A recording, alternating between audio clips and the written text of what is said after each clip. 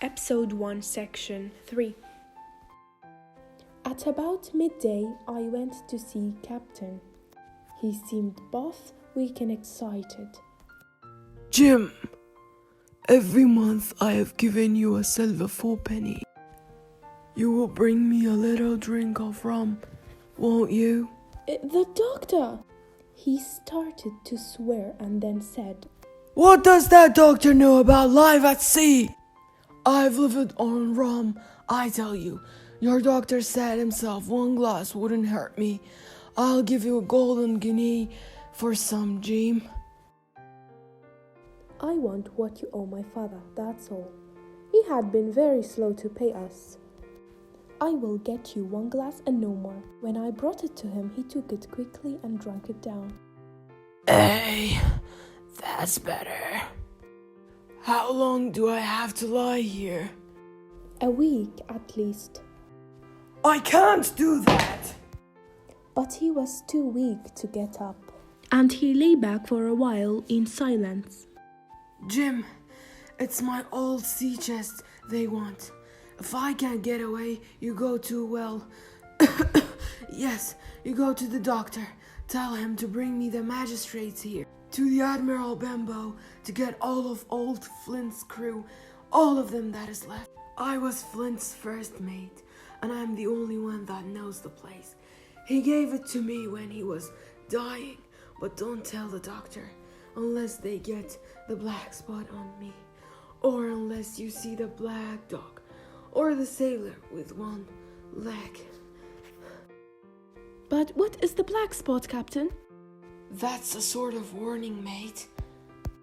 If I get the black spot, it means they're coming to get me and what I've got.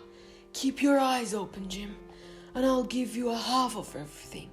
I promise you. What I'd have done if everything had gone well, I don't know. But my poor father died quite suddenly that evening. All of the neighbors came to visit and there was a lot to arrange, so I was too busy and upset to think about Captain. The following day, the captain came downstairs, ate a little and got himself some rum. On the night before we buried my father, he was as drunk as ever. He sat at the table with his sword ready in front of him, singing his ugly old sea songs, but he was still very weak and seemed to be getting worse. Several days later, on a cold, foggy afternoon, I was standing at the door full of sad thoughts about my father. As I stood there, I saw someone coming slowly along the road. The man was blind. He was walking along tapping a stick in front of him. He wore a cloth over his eyes and nose and was bent over. I have never in my life seen such a terrible-looking man. He stopped a little way from the inn and said in a loud voice, Will any good man tell a poor blind man where he is? You are at the Admiral Benbow. Give me your hand, young friend, and lead me in. I held out my hand, and the horrible man held it hard. He pulled me up close to him and said, Now, boy, take me to the captain. Take me in, or I'll break your arm. It was the hardest, coldest voice I had ever heard.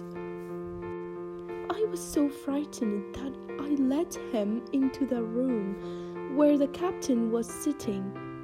The poor captain lifted his head, and it was easy to see that he was very frightened. Now, Bill, sit where you are. Hold out your left hand, boy.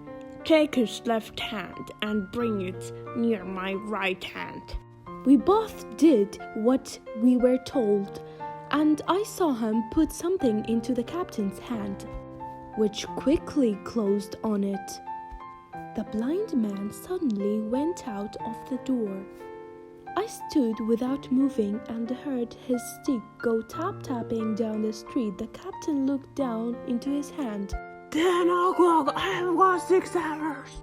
Then he tried to stand up, but he suddenly put his hand to his neck and then, with a strange sound, fell face first onto the floor. I shouted to my mother, but it was too late. The captain was dead.